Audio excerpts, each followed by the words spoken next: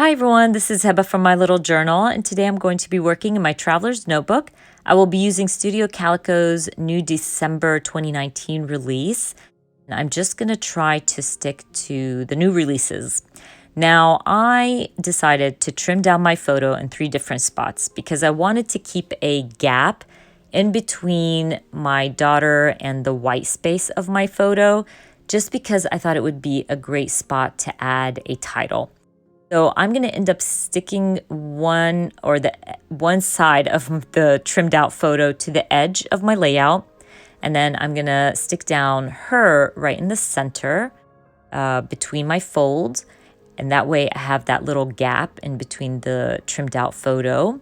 And then I'm going to add that third one to the opposite side so it doesn't hit the fold of my traveler's notebook. That way I had that little space in between and I can stamp out a title. So I'm going to be using Studio Calico's subscription stamp set. It is an adorable alpha. You can add like shading to your, or shadowing to your alphas. And what I thought I would do was stamp out musician.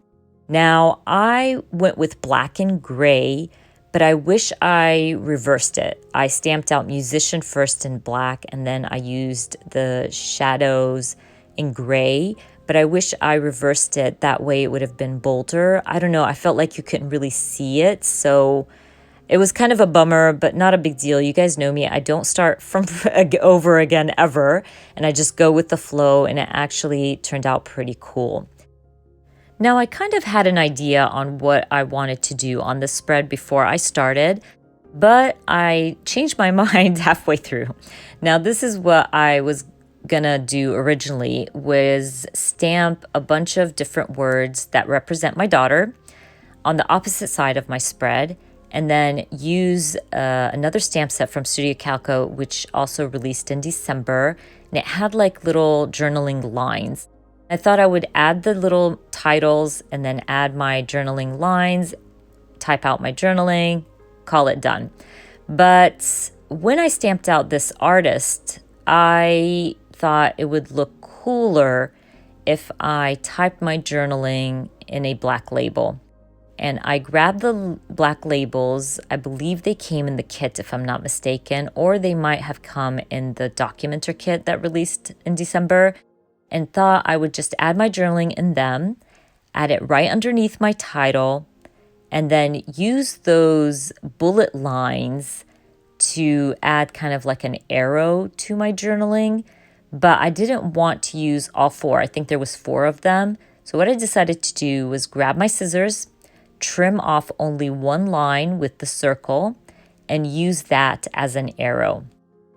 Now, I've done this so many times. I always trim down my acrylic stamps. It's not a big deal. It's not going to hurt my stamp. And I really, really love how the end results turned out. It was just so cool. I will just ink up one side of that stamp because it's a really long line and I really don't need the whole thing. And I will just stamp it right next to my label. And I love how it turned out, so I'm going with it.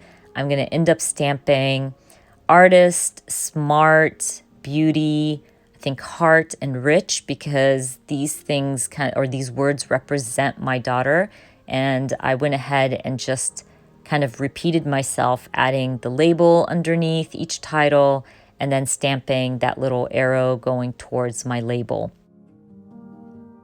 Now, because I'm doing the same thing over and over again, I did edit out a lot of this video because I don't think you guys want to see me stamp out every single letter from each word. But I'm just basically just repeating myself, adding a little title, my label, and just keeping it very simple. I think this ended up being one of my flattest layouts ever. No embellishments, nothing. I think the boldness of my labels and my alphas was plenty.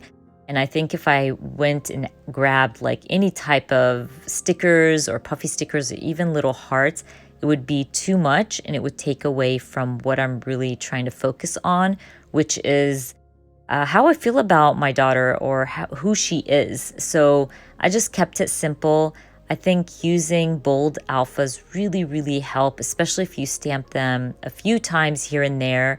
You really don't need much. And if you don't have a lot of embellishments and you have a lot of stamps, then this is the type of layout for you. Just stamping something like this, stamping it out and repeating it over and over creates something really fun for your spread.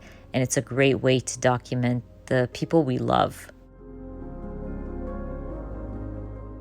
Now, the only tip I have for you while using these alpha stamps, if you are a subscriber to Studio Calico and you're receiving these stamps, or you purchased them, or you want to purchase them, definitely start with your lighter shade when you stamp the word, and then use the darker shade of ink to add that shadowing or the shading to your alpha or your words.